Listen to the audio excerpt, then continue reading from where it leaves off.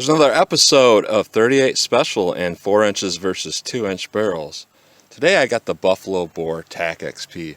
This is a 110 grain and it is a standard pressure round. And that bullet is pure copper, which is very interesting because pure copper all the way through is actually harder than hard cast lead. But the hollow cavity is actually very, very large to take that into consideration so that you'll have petals that will peel back very easily. But what you got here is a very aggressive roll crimp on the bullet itself. Plus it's pure copper, so the chance of having bullet creep out of the cases under recoil is very unlikely in a round like that. And this has actually been my carry ammo for the past 3 months because it performed fairly well when I tested it through the snub nose revolver. So the rounds that are actually in the snubby right now are my carry rounds. I didn't even have to load it for today. I just carried the gun out here today. So we're going to fire those ones right through the chronograph, see what kind of velocity numbers we get, and we'll fire some rounds through the 4-inch barrel, see what kind of velocity we get through the chronograph. And then as always, we're going to hit the juggernaut box.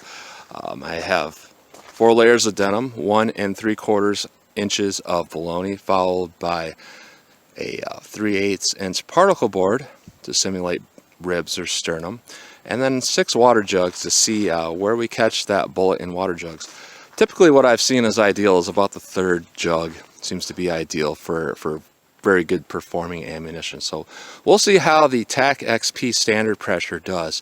One more note is Buffalo Bore is not a SAMI member company, so their PSI ratings, we don't exactly know what they are. However, they do claim that this round can be fired in any 38 Special revolver, any standard pressure rated 38 Special revolver. So chances are it's going to be standard pressure, or else they wouldn't have put that claim on there because they don't want to be sued and all that. So let's see what kind of velocity numbers we get, and then we'll hit the juggernaut box. All right, let's see what kind of velocity and accuracy we get from about 5 yards with the 4-inch barrel.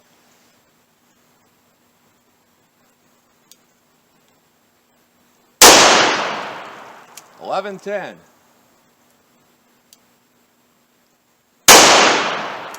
$11.33. $11.18. $11.38. And $11.73. A little bit of a spread there on velocity, but let's see how the snub nose barrel compares in velocity and accuracy. All right, to the snub nose barrel, let's see what kind of velocity and accuracy we get.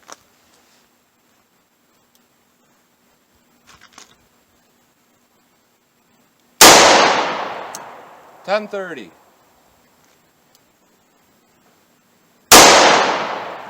$10.25. $10.48. $10.08. $10.33. A little bit of recoil there. It's not as much as a 357, but very good power factor for a standard pressure round. Now let's hit the juggernaut box and see what it does to the bologna and how many water jugs it goes into. All right, let's hit the 4 layers of denim, bologna, particle board, and water jugs with the 4-inch barrel. See how it does.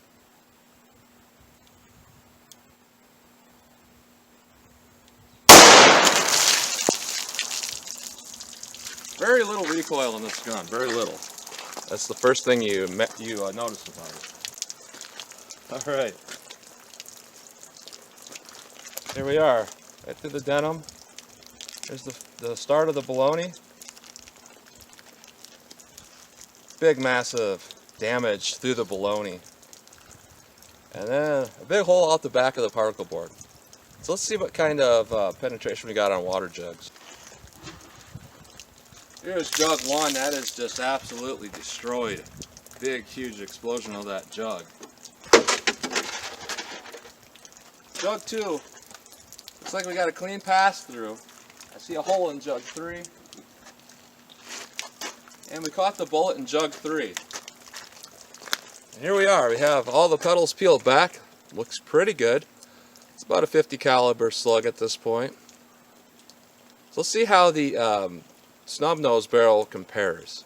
Right, here's the snub nose barrel. We'll see how this TAC-XP does to 4 layers of denim, 1 3/4 inches of bologna and 3/8 inch particle board, followed by water jugs.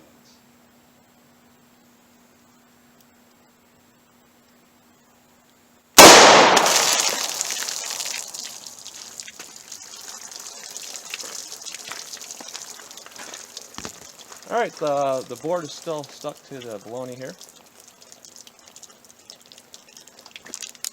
Alright, through the denim.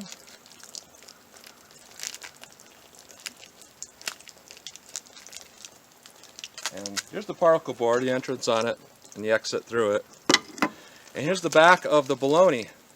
Not quite as much damage as what we saw with the 4-inch barrel, but that's certainly not bad. Let's see what kind of water jug damage we got going on. And here's jug 1, and just like the bologna pack, a little bit less damage to the jug 1 versus the 4-inch barrel. And this is pretty cool. This is jug 2. It just made it out the back of the 2nd jug. It did not pierce or damage the 3rd jug. And it looks pretty similar to the 4-inch barrel, except we have one side of that petals that are a little bit damaged, but overall a little bit less. Overall, what do I think about this ammo? I think it's pretty good. It's pretty good ammunition. You know, hoping to see jug 3 penetration with the snub nose, but we almost got it, and I would say that's pretty acceptable. The reason why I like that ammo so much for the snub nose revolver is it has the highest amount of foot-pounds energy for its recoil.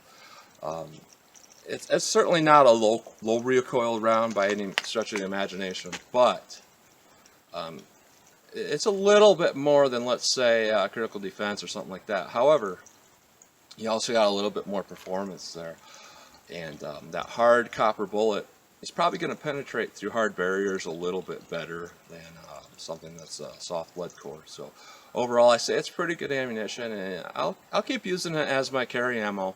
I see no reason not to. It seems to perform pretty well and work pretty well. So that's what you get today with the TAC-XP. Through 4 inches versus a 2-inch barrel. So as always, comment, share, and like, and thanks for watching.